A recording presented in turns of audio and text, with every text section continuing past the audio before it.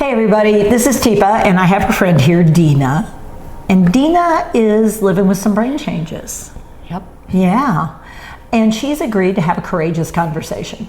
And this conversation that I want us to have is getting tested and then not really immediately getting feedback on the testing, although you got the results, not necessarily getting something else.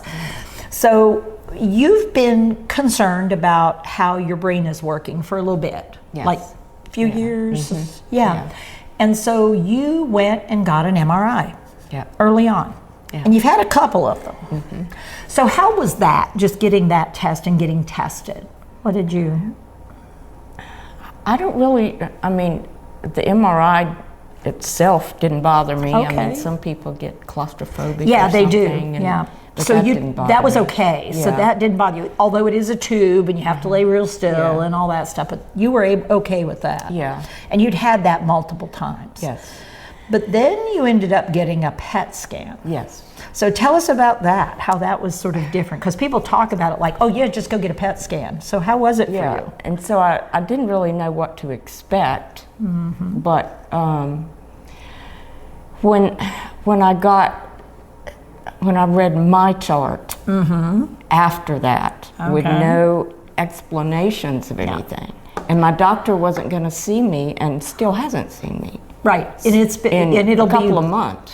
Well, I think it was going to be something like 3 months before he was going to be able to see. She was going to be able to see you. Yeah. And you got the results, and one of the results, I mean, it was a lot of it was really high intensity language about what was on all these images and in the PET scan, because it showed pictures, and it did show some pictures, but you'd have to know what you were looking at to interpret it. So what was the main thing that stood out to you when you got the results? Well, the plaque. The plaque.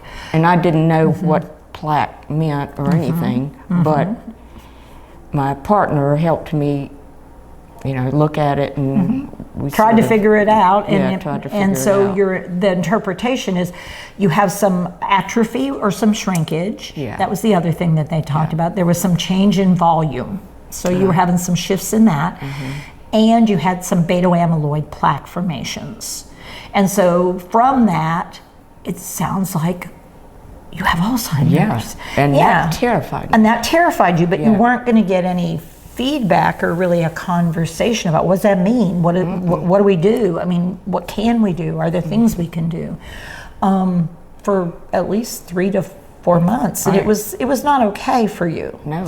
And so you came to us and said, hey, I just got identified, we think, having some kind of brain change like a dementia.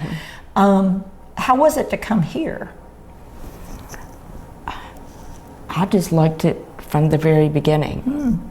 I mean, doing the exercises and talking, and just it was a little scary, I guess, when it came to the talking about stuff. Right, being open about and just talking about this is what happens. So you've come to a lot of our brain cafes. Yes. Yeah, and you actually have become one of the folks that helps other people feel more comfortable in the brain cafe. I've always liked to help other people. Well, and that's pretty clear that you're good tear at up. it. I know, you're real good at it. You make people feel welcomed, you make them feel included. And what's really wonderful, Dena, about you is you form one-on-one relationships with people pretty quick. And so you notice what people like, what they don't like. You notice where they may need a little support. And early on, you came over because it was going to be Ed's birthday. Yeah. On one of our cafe days. Yes.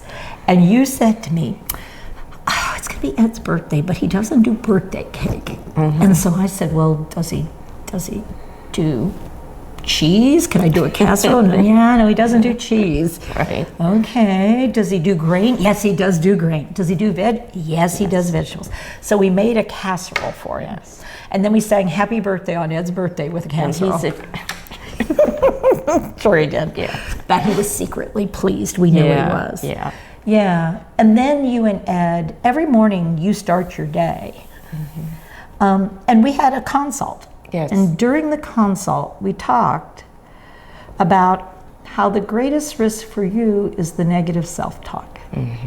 And to get in that spiral of, ooh.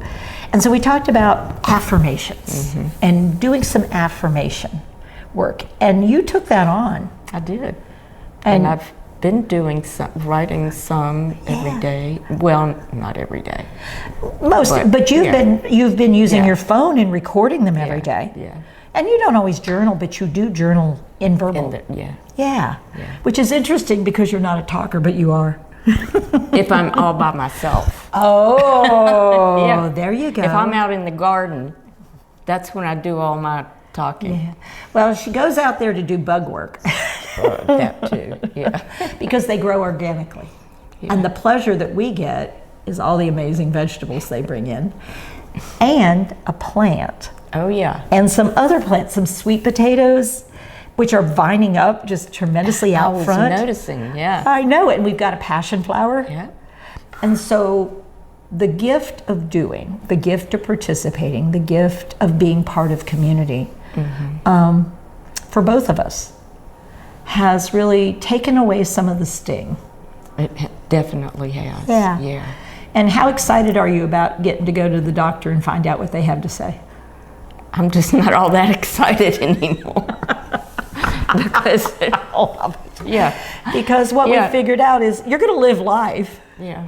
Yeah. And it matters. Yeah. So thank you, Dena, for sharing with us. And for those of you out there who might be living with some changes, remember it's how you live life, not the diagnosis.